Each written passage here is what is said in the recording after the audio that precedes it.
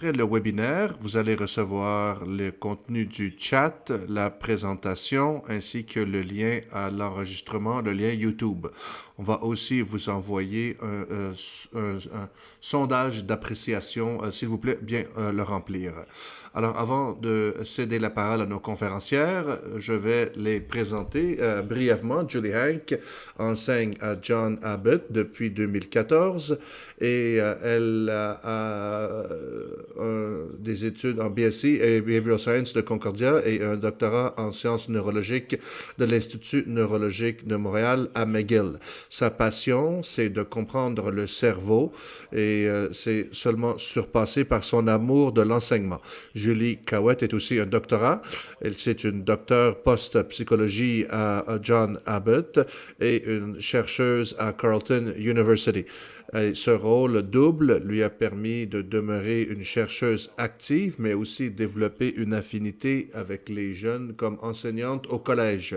Ce webinaire va expliquer comment nos deux conférencières ont adapté l'intervention de mentalité croissance développée par Carol Dweck. Ils ont adapté cette intervention pour la population cégep et c'est spécifique au contexte du collège John Abbott. Dans cet atelier, ils veulent inspirer et vous guider pour utiliser ces outils dans votre cégep et dans votre contexte collégial. Alors, on cède la parole à Julie et bonne conférence tout le monde. Julie démarre la présentation.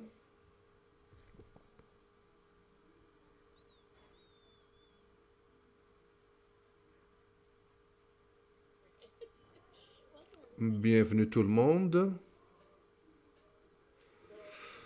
Alors, comme Andy disait, la présentation va être environ 25 minutes. Ensuite, on aura le temps pour répondre à vos questions. Sur le webinaire, on va avoir trois objectifs. Premièrement, comprendre la mentalité de croissance. Ensuite, une intervention qu'on a faite à John Abbott. Ensuite, on va vous donner des idées concrètes pour adapter ça à votre cégep. Alors, on va commencer vraiment en décrivant c'est quoi une mentalité de croissance avant de parler de croissance versus fixe. C'est une mentalité souvent subconsciente. On développe ça selon notre nature, le monde social, et ça nous permet de vraiment comprendre le monde. Notre mentalité nous donne un contexte dans la vie. Et donc, on va parler de deux sortes de mentalités qui ont été développées par Carol Dweck au début 2000. Croissance versus fixe. Encore une fois, c'est une idée subconsciente, inconsciente qu'on a au niveau de notre style d'apprentissage. Quand on parle de mentalité fixe, notre compréhension, c'est que nos traits sont fixes. C'est très difficile de changer. Souvent, on parle de talent ou dans une mentalité fixe. Une mentalité de croissance, c'est que on pense qu'on peut changer, qu'on peut s'adapter, qu'avec les bonnes stratégies et les bons efforts, on peut s'améliorer, se renforcer, devenir plus intelligent. Elle identifie ces deux mentalités et a tiré des contrastes. Comment adopter une de ces mentalités peut influencer notre éducation, notre apprentissage. Ces théories agissent comme filtres, influencent la perception de nous-mêmes, les autres et le monde social. Et donc, par exemple, on pense à qu'est-ce qu'un étudiant pense de son éducation, son apprentissage. C'est souvent, si c'est facile, ça vient naturellement, je suis bon, je suis bonne. Et si j'ai de la misère, j'ai de la difficulté, j'ai fait des erreurs, ça veut dire que je suis pas bon. Et j'ai pas de talent pour ça. Et c'est notre compréhension de l'apprentissage, c'est une idée fixe. La mentalité croissance, au contraire, c'est l'idée que même si j'ai de la misère, même si j'ai de la difficulté, je peux appliquer les bonnes techniques et avec le travail et la pratique, je peux m'améliorer, me renforcer et devenir plus intelligent dans un certain sujet. Alors, quand on pense à notre style d'apprentissage, ça peut avoir un impact sur les émotions de l'étudiant, l'intelligence émotionnelle, leur anxiété et leur comportement. Alors, Ici, on peut tirer un contraste entre les deux. Une personne avec une mentalité fixe, c'est une croyance que l'intelligence est statique. Donc souvent, je vais parler à mes étudiants et leur demander, est-ce que vous pensez que vous avez une croissance de fixe ou de croissance? Et vous pouvez identifier les traits de comportement qui indiquent une mentalité ou l'autre. Ceux avec une mentalité fixe, une personne avec une mentalité fixe va éviter les difficultés, va abandonner facilement. Quand on parle de fixe versus croissance, on peut parler de résilience. Et si on a une mentalité fixe, on évite ces défis. On voit les efforts comme étant futiles et difficiles. C'est quoi le but de faire des efforts? Je suis pas bon, je suis pas bonne. Alors, on n'aime pas la critique, on veut pas être évalué, être critiqué, et on peut se sentir visé par le succès des autres, perturbé. Alors, une personne avec une mentalité fixe ne peut peut-être pas atteindre son plein potentiel. Cependant, une mentalité de croissance, une personne qui a une mentalité de croissance, ils cherchent le défi, ils choisissent l'option la plus difficile, ils persévèrent en face de difficultés, ils voient aussi un effort comme étant nécessaire pour le succès. Ils peut-être n'aiment pas la critique tellement, mais ils ne sont pas perturbés par ça. Ils veulent apprendre. Ils sont inspirés par le succès des autres. Alors, c'est une façon d'obtenir du succès pour eux-mêmes aussi en s'inspirant des autres. Ceux qui ont une mentalité de croissance, ils ont plus de chances d'avoir du succès. Mais la mentalité, quand on parle de ça, fixe versus croissance, c'est aussi une façon très fixe de regarder les mentalités. La nouvelle recherche sur les différentes mentalités, on regarde ça comme un continuum où on a d'un côté fixe, de l'autre côté croissance. Et on peut avoir une mentalité de croissance pour certaines choses et fixe pour autre chose. Et aussi, il y a des soubresauts d'un côté de l'autre qui peuvent nous pousser ou des choses qui peuvent nous perturber, qui nous amènent d'un côté ou de l'autre. Alors, on va parler de ça tout à l'heure dans le webinaire, comment adopter une mentalité de croissance en classe. C'est important de parler de ces stratégies qui peuvent aider nos étudiants à avoir une mentalité de croissance et être bien au fait de ce qui peut nous ramener vers une mentalité fixe.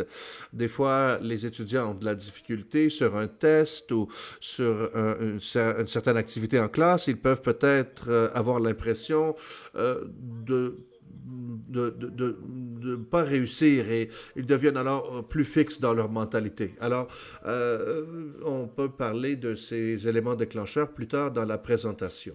Julie a mentionné les soubresauts, les petites poussées, les stratégies pour aider nos étudiants. Alors, c'est pour ça que dans ce webinaire, on va parler d'une intervention qu'on peut faire avec vos étudiants, pas seulement pour les pousser dans la bonne direction, mais aussi il y a deux types. Une intervention mentalité de croissance où on avait un module sur Moodle. Il y avait deux cours, deux modules où on veut que les étudiants intègrent une mentalité de croissance. On n'a pas seulement fait une intervention, donc pas seulement un module, mais on a fait des tests. Dans les prochaines diapos, on va vous montrer les résultats de l'étude interventionnelle qu'on a fait.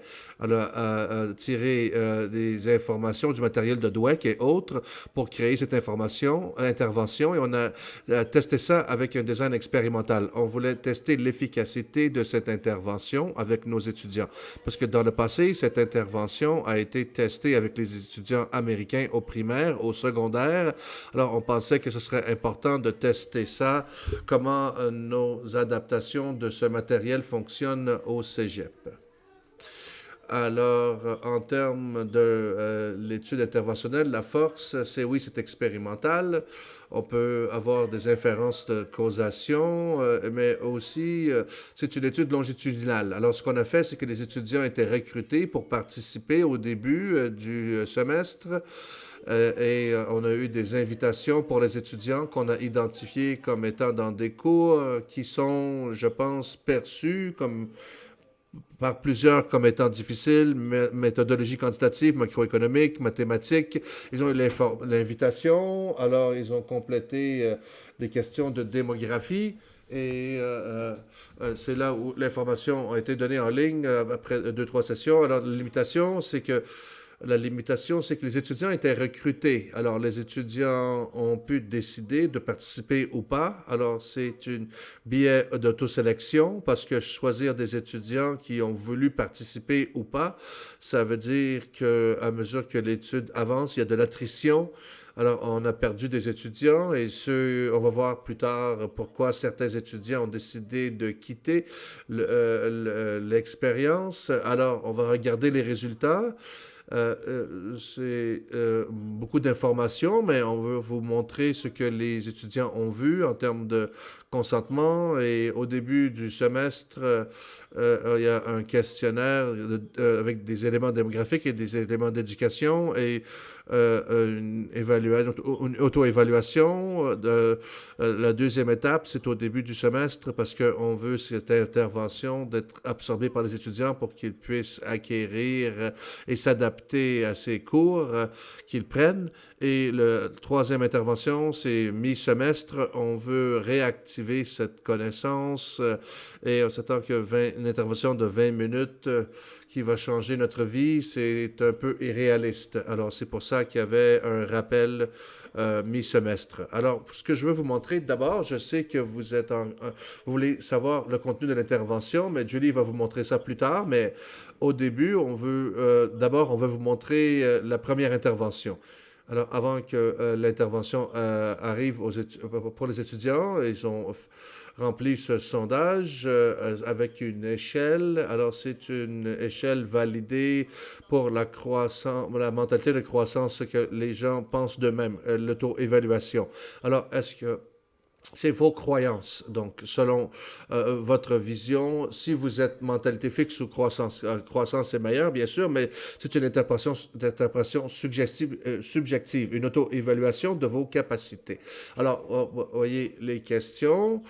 Comme Julie a mentionné, sur un continuum, on peut avoir une croissance fixe ou de mentalité fixe ou croissance dépendant. Alors, c'est une échelle de 6 points. Alors, croire très fortement fortement en désaccord, c'est de 1 à 6. Alors, il y a 3 items. On a demandé aux étudiants de répondre à ça sur cette échelle. Alors, on a une certaine intelligence et on ne peut pas faire grand-chose pour la changer. Deuxième, votre intelligence, c'est quelque chose que vous ne pouvez pas beaucoup changer. Et 3, vous pouvez apprendre de nouvelles choses, mais vous ne pouvez pas vraiment changer votre intelligence. Alors, les étudiants ont mis les réponses et ce que vous faites, c'est que vous additionnez les réponses pour créer un score composite. Alors, un score qui va identifier où vous êtes sur ce continuum de fixe à croissance en termes de votre perception de votre intelligence. Alors, les scores bas, c'est une mentalité fixe et les scores plus élevés, une mentalité de croissance. Alors, vous allez voir dans les prochaines diapos les résultats de nos étudiants. Ces étudiants qui ont participé à nos études, alors ça, c'est en hiver 2024. Comme vous voyez, il y a 504 étudiants qui ont participé. Rappelez-vous, c'est des étudiants qui étaient inscrits en macro, en méthodologie quantitative et mathématiques. Alors, vous voyez ici le continuum. Alors, ce qu'on a fait, c'est que j'ai fait un histogramme. Ces étudiants de méthodologie quantitative regardent ça et c'est ce qu'on aimerait que nos étudiants puissent produire. Ce que vous voyez, la majorité de nos étudiants ont une croissance davantage, une mentalité de croissance davantage, et 70%, et 30% de nos étudiants étaient plus du côté mentalité fixe, 30%, donc une minorité. En regardant ça, on peut dire l'intervention est seulement vraiment pertinente pour une minorité d'étudiants, mais c'est pour ça que j'ai mis un petit cercle. J'ai dit un instant. Oui, ces étudiants qui ont une mentalité fixe probablement ont plus de chances de bénéficier de cette intervention parce qu'on veut les amener du côté croissance. Mais si vous regardez nos étudiants à John Abbott et cette étude qui ont une mentalité croissance, eh bien, il n'y a pas une majorité d'entre eux qui ont une forte mentalité croissance. C'est seulement 10% qui sont vraiment forts en mentalité croissance. Alors, en regardant ça, ça veut dire qu'il y a beaucoup de place à amélioration pour les étudiants envers une mentalité de croissance. Alors aussi, rapidement, je veux vous montrer des corrélations. pour que ça puisse vous aider ou illustrer les croyances de croissance et comment ils sont liés. Alors, avant l'intervention, il y a différentes questions reliées à l'éducation. Alors, ces corrélations sont entre si vous êtes élevé en croyant que vous avez une bonne mentalité de croissance, c'est corrélé avec ces items. Alors, quand vous travaillez fort dans un sujet à l'école, ça veut dire que vous n'êtes pas super bon dans ce sujet. C'est inversement corrélé. Un de mes objectifs pour le reste de l'année scolaire, c'est d'essayer d'avoir l'air intelligent et éviter d'avoir l'air stupide dans mes cours. Corrélation inverse. Je me préoccupe pas de mes scores et de mes notes, mais je veux pas couler trop de cours inversement corrélés. Les deux derniers, c'est une corrélation positive. J'aime aller à l'école et je me sens engagé quand je vais à l'école, quand je vais étudier. Corrélation positive. Alors, ici, j'ai deux interventions qu'on a fait à John Abbott. C'est très important qu'on mette en lumière qu'on a basé nos interventions sur une norme vraiment universelle de Geiger et Carol Dweck. Et ce qu'ils ont montré, c'est que pour que la mentalité de croissance, pour que ça soit efficace, il faut que ça soit accompagné dans la participation des profs, des enseignants, et comprendre que les étudiants et les pairs sont aussi engagés dans la mentalité de croissance. C'est une étude qui a été publiée dans Nature qui montre vraiment les critères importants pour incorporer dans notre intervention. Des fois, la littérature sur la mentalité de croissance, ça peut être mixte. Alors, ce qu'on a vu, c'est que c'est très important d'inclure des critères spécifiques qu'on peut manipuler pour répondre aux besoins de vos étudiants spécifiquement. Et ce webinaire va vous aider à faire ça, mais c'est basé sur Jaeger et Dweck et leur intervention initiale. Alors, ça vient de l'intervention qu'on a créée après notre expérience. On a fait 2 modules en ligne sur la mentalité croissance et on a incorporé ça dans une présentation en classe d'1 heure 20 minutes. Et donc, je ne vous montrerai pas toute la présentation, on n'a pas le temps aujourd'hui, mais on peut vous offrir ça et vous pouvez l'utiliser et le changer selon vos besoins. Mais l'intervention doit être focusée sur 4 aspects. Premièrement, c'est neuroscientifique, c'est la neuroscience. Ce que Jaeger veut que les étudiants retiennent, c'est que le cerveau, c'est comme un muscle. Plus on utilise le cerveau, plus on devient intelligent, plus on est fort. Alors, on incorpore vraiment des études, des résultats sur la neuroplasticité et de regarder le fait que notre cerveau continue à changer et évoluer et créer de nouvelles connexions à travers toute une vie. Et à cause de ça, eh bien, ça veut dire que ce qu'on aime, ce qu'on peut faire, peut changer aussi, parce que le cerveau change constamment. C'est une grosse partie de tout ça. La deuxième partie, c'est de faire comprendre à nos étudiants que mettre notre cerveau au défi peut nous rendre plus intelligents. Quelles sont les différentes tâches que les étudiants peuvent accomplir pour vraiment exercer leur cerveau? C'est des fois de recadrer ce que ça veut dire, quelque chose de difficile. Des fois, on évite les difficultés, les matières difficiles et faire donc ce devoir, cet exercice difficile, ça va me renforcer. Même si je ne serai jamais mathématicien, mais ça va bénéficier mon cerveau. La troisième partie, c'est très important, on leur donne les stratégies, les trucs nécessaires. C'est pas juste de travailler plus fort et de répéter constamment.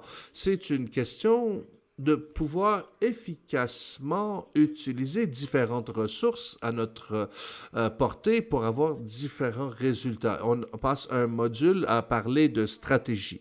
La quatrième partie, c'est la partie que je préfère, c'est d'essayer vraiment de montrer aux étudiants que ceux qui ont eu beaucoup de succès dans la vie, ils croient en une mentalité de croissance. On regarde différentes célébrités, les cours de mathématiques, méthodologie quantitative d'économie. Alors, on veut montrer à ces étudiants dans ces cours, dans notre intervention, qu'il y a une mentalité de croissance. C'est pas juste vous, vos profs aussi ont une mentalité de croissance. Et on leur a demandé ce qu'on a besoin pour avoir du succès en éducation, en classe, et ils ont donné leur réponse. Alors, c'est aussi dans l'intervention. Alors, juste quelques diapos qui vont montrer ces différents modules rapidement. Alors, ça, on parle du cerveau et ici, on montre des neurones qui connectent en temps réel et l'idée, c'est que plus on pratique et on s'exerce, euh, plus les connexions des neurones se renforcent, il y a de nouvelles connexions qui se créent. Et c'est vraiment la neuroplasticité. Alors, il y a quelques études sur la capacité de notre cerveau de continuer à changer. On a trouvé que dépendant de l'auditoire, on commence avec les étudiants de sciences humaines, différentes études pour montrer la neuroplasticité. Mais si on va dans une classe de sciences, c'est mieux de peut-être montrer différentes études, différentes sortes. On veut s'assurer que l'auditoire, que les étudiants soient intéressés par les études neuroscientifiques. Alors, j'ai fait des présentations dans des collèges et j'ai vraiment montré le côté neurosciences. Juste rappelez-vous que l'auditoire, que les étudiants ont des intérêts qui varient dépendant de leur champ d'études. Alors, il faut adapter le contenu un peu. Donc, on présente des études. Voici une étude où les adultes qui apprenaient comment lire plus tard dans la vie. Ils étaient dans la trentaine, quarantaine, cinquantaine. Et j'ai demandé aux étudiants, pensez-vous que ce sera quelque chose de facile à faire, d'apprendre à lire plus tard dans la vie? Pensez-vous que c'est possible? Ils ont dit, c'est super difficile, il semble. Alors, les chercheurs voulaient voir si on peut acquérir cette capacité plus tard dans la vie. Mais ils ont regardé les différences dans le cerveau aussi pour voir si le cerveau a changé, évolué à cause du nouvel apprentissage. Alors, j'ai montré ici les secteurs du cerveau qui ont changé après que ces adultes aient appris à lire. Vraiment en démontrant que le cerveau est neuroplastique et a la capacité d'intégrer de nouvelles capacités et de changer. Parce que vous pouvez apprendre de nouvelles choses en tout temps dans la vie, presque tout. Alors, ce que vous pouvez faire aujourd'hui peut être différent dans quelques jours. Alors, pas seulement ce que vous pouvez faire en termes de vos capacités, mais vos préférences et vos goûts peuvent changer aussi. Alors, basé sur cette idée de neuroplasticité. Et donc, c'est comment aider les étudiants à adopter une mentalité de croissance. On a fait des groupes d'études après notre intervention. On a des groupes de discussion. On a fait ça pour ajouter plus de couches et explorer plus d'études pour nos étudiants et leur donner plus d'informations, des façons d'adopter une mentalité de croissance. Ce qui fonctionne bien, c'est d'ajouter mais à la fin de la sentence. Et donc, je n'essaie pas toujours de corriger, mais je change la phrase. Des fois, j'ajoute des choses et je peux faire ça parce que c'est difficile. Mais, il y a toujours un mais. Alors, ajouter ce petit mot, ça change notre perception d'une tâche et de nos capacités. Ça ouvre une possibilité et ça pousse vers une mentalité de croissance. Se parler aussi à nous-mêmes dans cette intervention, on veut essayer d'augmenter la connexion avec son fort intérieur. Alors, on n'a pas toujours parlé de ça chez les étudiants. Ils ne sont pas au courant de mentalité de croissance. Alors, juste cette technique d'être plus connecté avec nous-mêmes, plus connecté avec notre intérieur et en disant des fois, arrête quand on essaie de nous ramener, de se ramener nous-mêmes quand on est négatif, on se dit nous-mêmes, arrête. Et quel est l'élément déclencheur qui nous amène à une mentalité fixée? Le reconnaître. Alors, euh, utiliser le mot moi. Alors, oui, tu peux faire ça, tu es capable, on peut. Alors, on est capable. Comme prof, vous pouvez implémenter une stratégie, utiliser le mot toi quand on parle d'évaluation et de tâches.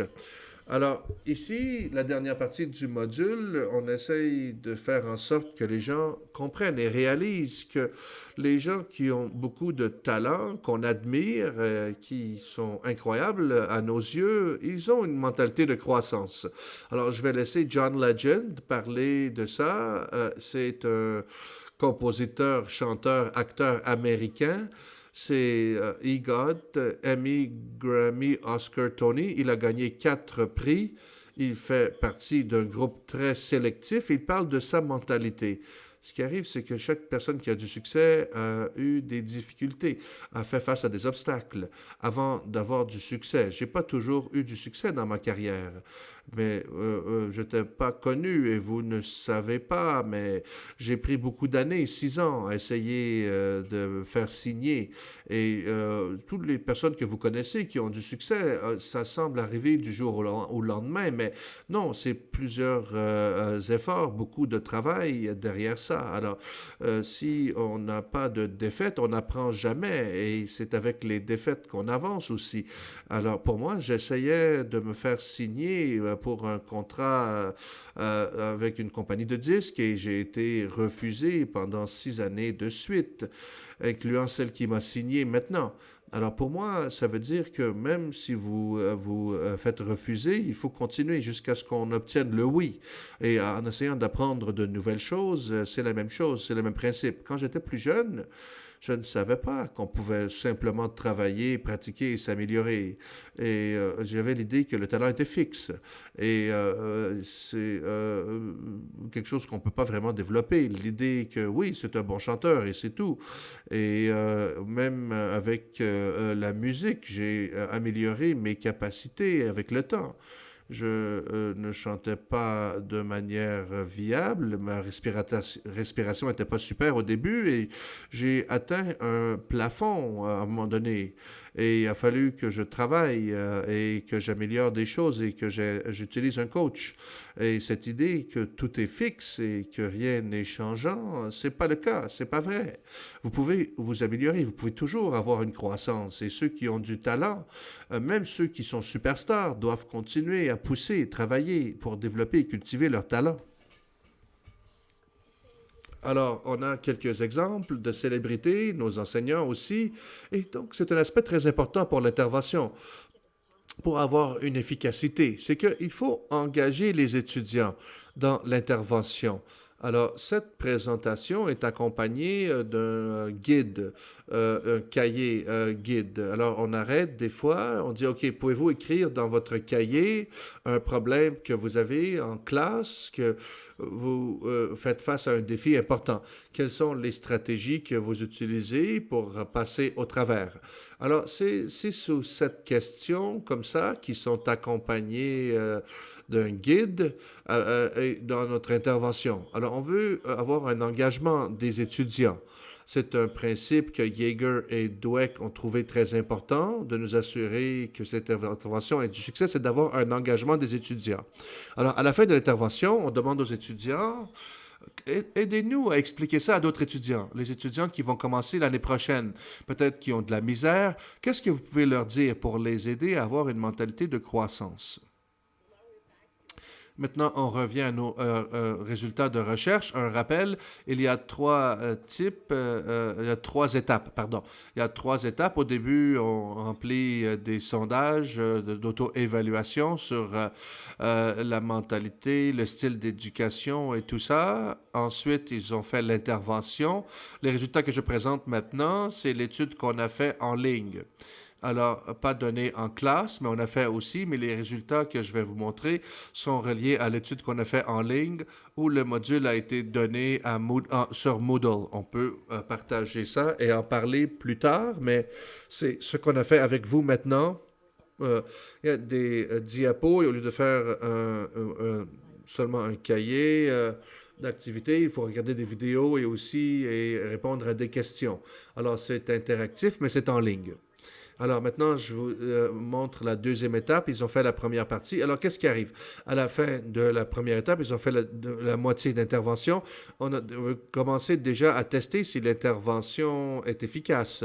Alors une des choses qui est vraiment importante, et John en a parlé, c'est de vouloir apprendre, mais faire des choses difficiles, faire face à des défis. Alors un des éléments qu'on utilise pour mesurer, c'est de demander aux étudiants. Imaginez que durant la semaine, vous travaillez sur un exercice pour un cours de mathématiques ou de macroéconomique et à la fin de cet exercice, vous avez l'opportunité de choisir entre deux options. Et très important, vous allez avoir le même nombre de points pour les deux questions, même si vous donnez la mauvaise réponse. Si vous avez à choisir maintenant, quelle vous choisirez? Alors, après qu'on ait fait l'intervention, ils peuvent choisir. Est-ce qu'ils choisissent une question avec un score facile, des scores déjà couverts en classe, et vous pourrez le faire sans trop de difficultés, ou ils prennent la question qui pose un défi et nous force à changer notre façon de penser. Peut-être qu'on va avoir de la difficulté, mais on va apprendre beaucoup plus.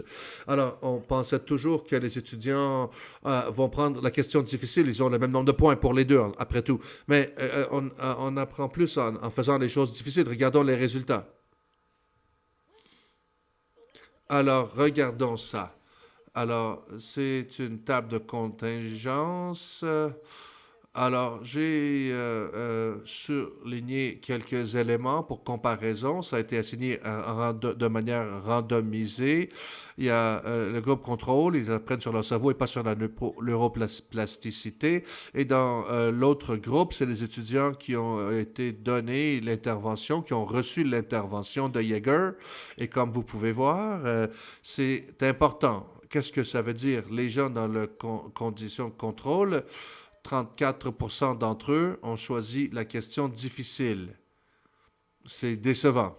Mais les gens dans le groupe traitement et qui ont fait la première partie de l'intervention étaient plus de chances de choisir la question difficile. C'est une différence importante. Ce n'est pas la majorité des étudiants, mais on a eu une discussion. Peut-être qu'ils pensaient que la question difficile demandait plus d'efforts, mais encore là, c'est une partie de la mentalité croissance. Alors, en regardant ça, peut-être que vous dites, oh, mais prochaine diapo. Quelque chose de très important de cette intervention, et ce n'est pas juste nous qui le disons, mais d'autres chercheurs aussi, que cette intervention est entendue pour être pertinent aux étudiants qui ont des difficultés, ou peut-être des étudiants à basse performance, qui ont des difficultés à l'école, peut-être qu'il y a un effet plafond, et vous avez vu le continuum fixe à croissance, et peut-être que l'intervention n'a pas trop d'impact, mais c'est pour ça que cette table de contingence que vous voyez, j'ai divisé les étudiants basés sur leur score auto-rapporté. Alors, à la fin de la première étape, comment vous performez d'habitude? Et 90, 80, 70, est-ce que vous êtes dans le 60-50? Si vous regardez les résultats ici, les étudiants se décrivent comme étant des étudiants qui réussissent, qui ont dans les 90, les scores les plus significatifs, ils savent qu'ils devraient faire des choses difficiles. Ça n'a pas fait de différence s'ils étaient contrôle ou traitement. Mais encore une fois, si vous regardez les chiffres, on dirait que la majorité d'entre eux ont décidé de faire une question difficile. Mais vous savez, une bonne portion d'entre eux. Mais si vous regardez, et c'est là où je veux qu'on fasse attention, les étudiants qui ont des difficultés, qui ont dans les 60 et 50, regardez le chiffre. Ceux dans le contrôle, seulement 9% d'entre eux ont choisi la question difficile. 9%.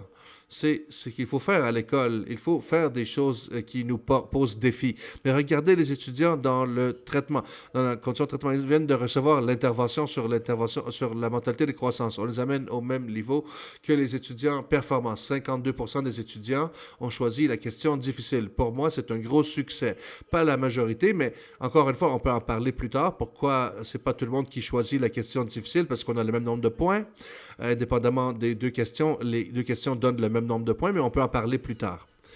Alors, prochaine étape, c'est de parler de contexte. Alors, on manque de temps, mais OK. Alors, le contexte de l'école est important.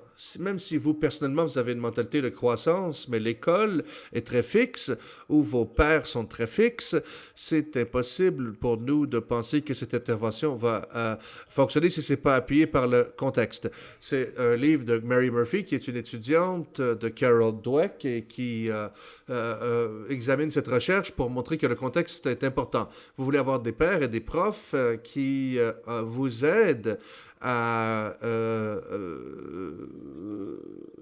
avec votre mentalité de croissance, des cultures de croissance, qui aident à appuyer cette intervention.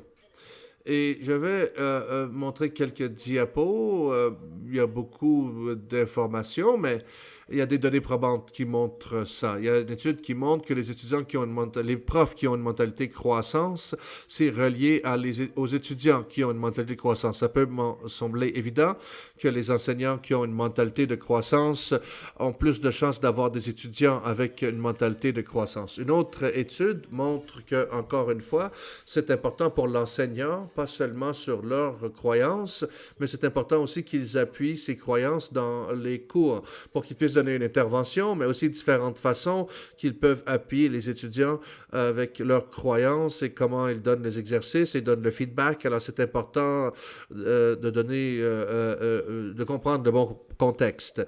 C'est bien si l'enseignant fait l'intervention d'une manière à encourager la mentalité de croissance. Alors, on va maintenant y aller avec les outils que vous pouvez utiliser vous-même dans votre classe avec vos circonstances. Autre que juste donner la mentalité de croissance, l'intervention, mais c'est très important qu'on parle de quelque chose que des fois qui est mentionné, c'est qu'on veut, avec cette intervention de mentalité de croissance, pas de surresponsabiliser les étudiants. L'idée, c'est que chaque étudiant travaille avec un système, qu'ils ont accès à certaines ressources. Mais pas tous les étudiants qu'on connaît, pas tous les étudiants qui ont le même accès à toutes les ressources. Alors, on ne veut pas juste vraiment dire faites plus d'efforts et ça va y arriver. Non, les étudiants qui ont de la misère avec de la classe ont de la misère à comprendre le contexte des fois et si on leur dit de travailler plus fort, on les aide pas nécessairement et on ajoute à leur stress et leur anxiété. Alors, ce qu'on veut, on veut pas surresponsabiliser l'individu au niveau de sa mentalité. C'est aussi important qu'on ne dit pas de travailler plus fort seulement pour les étudiants. Il y a des exemples, des fois, par exemple, une mentalité de croissance, c'est peut-être travailler moins sur une tâche et privilégier une autre tâche et avoir d'autres types d'aide pour nous aider. Alors, l'idée, c'est de comprendre quelles ressources sont disponibles et comment ils peuvent y avoir accès pour que cette intervention puisse être bénéfique. C'est aussi d'adopter une mentalité de croissance fonctionne mieux en temps de difficulté et de transition. Les étudiants qui ont de la difficulté, cette mentalité peut être d'une grande utilité. Les étudiants peut-être qui ont des échecs, si on peut avoir une mentalité de croissance chez eux, où ils peuvent avoir des améliorations le prochain semestre, ils peuvent peut-être persévérer assez longtemps pour avoir les ressources nécessaires pour pouvoir réussir finalement. Alors c'est très important de comprendre qu'on peut avoir une mentalité de croissance dans certaines choses et pas dans d'autres. Alors quand je parle de mentalité avec les étudiants, peut-être qu'on a un athlète qui a une mentalité de croissance au niveau athlétique, mais pas dans la classe. Alors c'est possible d'avoir les deux types de mentalité dans notre vie.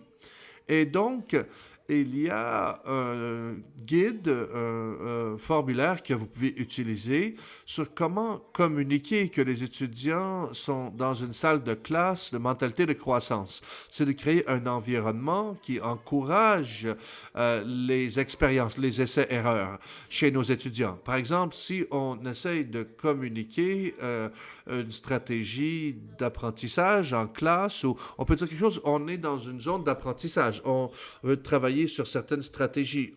essayez des choses, faites des erreurs, c'est correct. C'est un espace d'essai-erreur aujourd'hui. Prendre des risques. Donc, c'est une tâche difficile. Essayez. Vous allez faire des erreurs. C'est correct. On ne cherche pas nécessairement les bonnes réponses. On cherche à s'améliorer, à explorer. Alors, verbaliser la mentalité de croissance. S'il y a des étudiants qui ont de la difficulté, malgré leurs efforts, regardons ça comme occasion d'apprendre où on n'est pas là. Mais quelle stratégie, quelles ressources est-ce qu'on peut incorporer pour vous aider? Quand on voit un étudiant qui fait des progrès, je pense que c'est très bénéfique. On peut dire quelque chose comme « Regardez les progrès que vous avez faits jusqu'à maintenant. Rappelez-vous à quel point c'était difficile quand vous avez commencé. » Alors vraiment mettre en lumière le progrès et le cheminement de l'étudiant. Et le travail de Murphy, on parle de croissance et fixe versus un versus l'autre, une culture de croissance et une culture de génie. Comment implémenter une culture de croissance? C'est d'offrir beaucoup d'occasions d'apprendre, de mettre en lumière, de pousser la motivation et une forte éthique de travail et focuser sur les processus et pas seulement les résultats. On veut instaurer un amour d'apprentissage. Et donc, en particulier, quand on évalue nos étudiants, qu'est-ce qu'on peut faire comme enseignant pour cultiver une mentalité de croissance? Alors, le contexte. Et on regarde dans ce cahier guide, il y a de bons exercices, de belles occasions. Alors, dans mes cours, des fois, on laisse les étudiants essayer des choses quand le sujet est difficile des fois et donc une stratégie de carotte et bâton. Alors, c'est quand les étudiants qui identifient où ils ont des difficultés, quelles sont les barrières et de recadrer ça comme occasion d'apprentissage. C'est aussi important de voir des appuis. Alors, pour les étudiants, créons une communauté dans la classe et une communauté qui, au collégial, par exemple, les services de mentorat et de tutorat. Alors, les sujets où le tutorat est disponible, les centres d'aide aux études, identifier les outils, les appuis nécessaires et disponibles pour les étudiants et normaliser l'idée d'aller chercher de l'aide chez ces ressources. Et la mentalité de croissance, on doit l'exemplifier. Soyez ouverts au feedback, encouragez l'auto-évaluation, qu'ils puissent évaluer leur propre travail. Par exemple, on peut dire, quelle partie de ça vous avez bien fait? Qu'est-ce que vous pouvez améliorer peut-être la prochaine fois? Alors, qu'est-ce qu'on peut faire pour que ce soit plus facile à digérer? Avoir leur feedback. Utiliser aussi du feedback constructif, actionnable. C'est très important. Le feedback, le type de feedback, on donne des points déclencheurs pour le feedback. Alors, on va avoir des évaluations qui sont des évaluations où c'est pas trop stressant. On dit c'est correct de faire des erreurs. Ça coûte pas trop cher d'essayer et d'explorer et de nous assurer que les étudiants se sentent en sécurité et que le feedback qu'on leur donne est constructif. Par exemple, la prochaine fois, essayez d'organiser vos idées plus clairement et essayez ça. Vous faites bien, mais vous pouvez améliorer certains aspects. Encourager des réponses positives et résilientes aux erreurs. On essaie d'éviter les erreurs, mais on peut dire c'est correct, on peut faire des erreurs. On veut que vous fassiez des erreurs pour que vous puissiez apprendre. On apprend par nos erreurs dans la vie. Normalisez donc cet aspect, cette discussion de pouvoir faire des erreurs, d'apprendre avec nos erreurs. Alors, une chose que je veux mentionner avant de prendre vos questions, c'est l'importance de essais et erreurs, d'avoir un espace sécuritaire où on peut s'exercer. On veut avoir une mentalité de croissance, mais il y a des tests, des examens, et je ne peux pas faire d'erreur. Mais on a cette impression des fois qu'on ne peut pas avoir droit à l'erreur et qu'on est très évalué tout le temps et qu'on ne peut pas faire d'erreur. Mais comment vous pouvez donc me dire que c'est correct d'essayer des choses? Alors c'est cette idée, cette intervention, oui, mais l'intervention seule ne fonctionnera pas si le système ne change pas, ne permet pas aux étudiants d'essayer des choses, de faire des erreurs, de recevoir recevoir du feedback, de se sentir en sécurité et d'apprendre et ne pas être puni pour nos erreurs. Alors, ça, c'est des outils qu'on suggère que vous pouvez utiliser et rappelez-vous, vous pouvez les changer pour vos besoins. Les trois éléments, il y a cette formation en ligne qu'on utilise pour l'étude interventionnelle. Les résultats ont été basés là-dessus. H5P, c'est un fichier qu'on peut partager, que vous pouvez mettre sur Moodle. Alors, on peut partager ça. Vous allez pouvoir le modifier. Et aussi, juste rapidement, on a contacté Jaeger et Jaeger a partagé avec nous son matériel à utiliser. Alors, c'est normal que vous puissiez le modifier. Vous pouvez utiliser notre modèle. C'est fait pour le cégep. L'autre qu'on peut partager, c'est la présentation PowerPoint. Julie donne cette présentation avec beaucoup de succès à MTI. Ça semble bien fonctionner avec ce cours et ces méthodes en sciences humaines. Alors, vous pouvez partager le PowerPoint avec vous, ainsi que le cahier guide, le guide de travail que vous pouvez utiliser en classe. Il y a un lien, un hyperlien pour le formulaire de feedback que vous pouvez utiliser.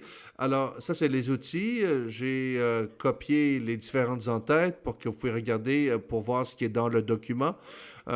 Comment cadrer le travail que vous allez donner aux étudiants. Juste des idées, vous allez les changer, bien sûr, mais je demande des fois comment cadrer un exercice et des exemples qui ont été utilisés par Jaeger et Dweck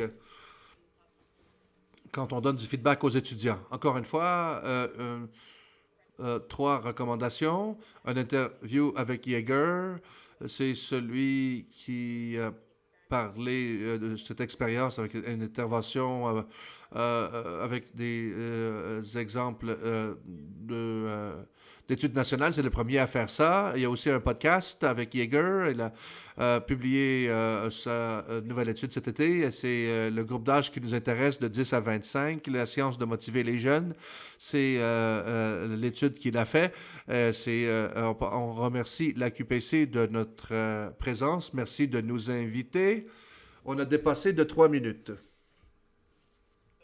Merci beaucoup, Julie et Julie, de cette merveilleuse présentation très inspirante. Beaucoup d'études et d'exemples pour nous à suivre et dans les prochains jours. Alors, on va arrêter l'enregistrement maintenant. Et ça veut dire que on va activer les caméras de tout le monde et les micros. Si vous avez des questions pour nos conférencières, bien sûr, vous pouvez les mettre dans l'onglet questions-réponses. Mais si vous voulez aussi, on peut activer votre micro et caméra pour que vous puissiez poser votre question et avoir une conversation.